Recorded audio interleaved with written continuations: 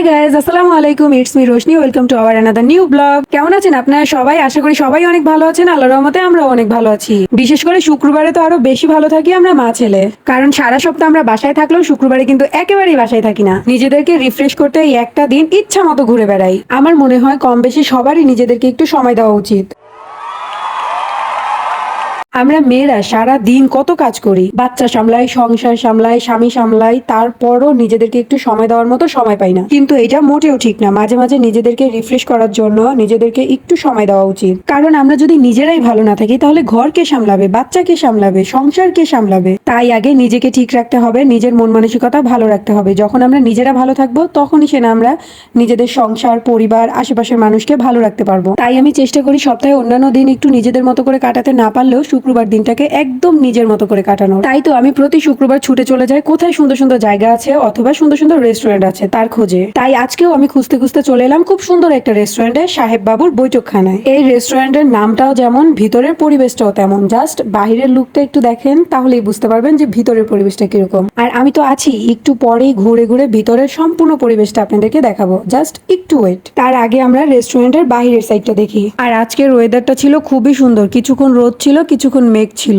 যদিও একটু গরম লাগছিল, সেটা ব্যাপার না। আমরা মেয়েরা যদি বাইরে যাওয়ার কথা শুনি তাহলে সব থেকে গর্জিয়াস আর সুন্দর জামাটা বের করি, তারপর তো আবার সাজুগুজু আছেই। আমাদের কাছে এই গরম কিছুই না। তবে আজকের ওয়েদারটা আসলেও খুব ভালো ছিল। বাসা থেকে বের হওয়ার সময় একটু গরম লাগলেও এখানে আসার পর একদমই গরম লাগছিল না। আকাশে মেঘ, চারপাশে কি সুন্দর গাছপালা আর কি সুন্দর মিষ্টি বাতাস, সবকিছু মিলে যেন একদম জমে ক্ষীর। ভিতরের পরিবেশের কথা আর কি বা বলবো। প্রত্যেকটা কর্নার খুব সুন্দর করে সাজানো। এই পুরো রেস্টুরেন্টটা একদম পিকচার পারফেক্ট একটা প্লেস। রেস্টুরেন্ট শব্দটা শুনলে আমরা মনে করি ইট পাথরে তৈরি কোনো বিল্ডিং, যেখানে শুধু নামি দামি লোকজনই যেতে পারে। কিন্তু আপনি যদি এখানে আসেন, আপনার এক সেকেন্ডের জন্য মনে হবে না যে আপনি কোনো রেস্টুরেন্টে আসছেন। আপনার মনে হবে আপনি প্রকৃতির মাঝে হারিয়ে যাচ্ছেন। যেদিকে তাকাবেন সেদিকেই পাবেন শুধু সবুজের ছোঁয়া। আর এই যে আমার গুড্ডু বাবা, সত্যি মনে হয় আল্লাহর এক্সট্রা রহমত আছে আমার গুড্ডুর মধ্যে। তা না হলে অন্যান্য বাচ্চারা নিজেরা দোল খাওয়ার জন্য অস্থির হয়ে যায়, আর এদিকে আমার গুড্ডু আমাদের দুইজনকে দোল দেওয়ার জন্য অস্থির হয়ে যাচ্ছে। আমার গুড্ডু দুষ্টমি করতে করতে খুব ক্লান্ত, তাই নিজে থেকে এসেই বলছে, মা আমি জুস খাবো। তারপর হচ্ছে আমরা দুইটা জুস অর্ডার করে নিলাম। একটা হচ্ছে ম্যাঙ্গো জুস আর একটা হচ্ছে অরেঞ্জ জুস। জুসটা খুবই ফ্রেশ ছিল।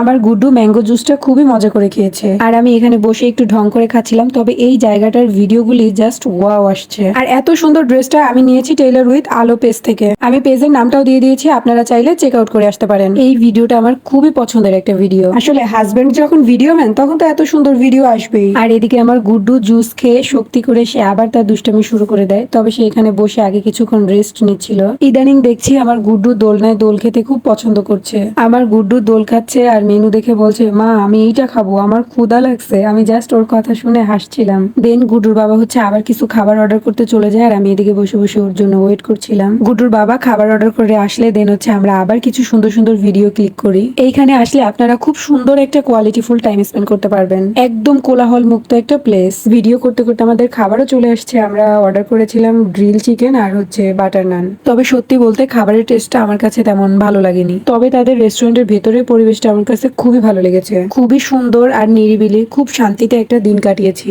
যাই হোক, সবশেষে রেস্টুরেন্টের ঠিকানাটা বলে দেই। এইটা হচ্ছে ডিসি পার্ক থেকে পতেঙ্গার দিকে যেতে যে রাস্তাটা, সেটার কিছু দূর এলেই হচ্ছে হাতের বাম পাশে এই রেস্টুরেন্টটা, সাহেব বাবুর বৈঠকখানা। আপনারাও চাইলে কিন্তু এত সুন্দর একটা জায়গা থেকে ঘুরে আসতে পারেন। যাই হোক, আমার আজকের ব্লগটা এই পর্যন্তই। দেখা হবে অন্য কোনো ব্লগে। ততক্ষণ পর্যন্ত ভালো থাকবেন, সুস্থ থাকবেন, আর আমাদের জন্য বেশি বেশি দোয়া করবেন। আল্লাহ হাফেজ। আর আমার ভিডিওটা যদি ভালো লাগে তাহলে অবশ্যই একটা লাইক দিয়ে আমার চ্যানেলটাকে সাবস্ক্রাইব করে দিবেন। Tata, bye bye.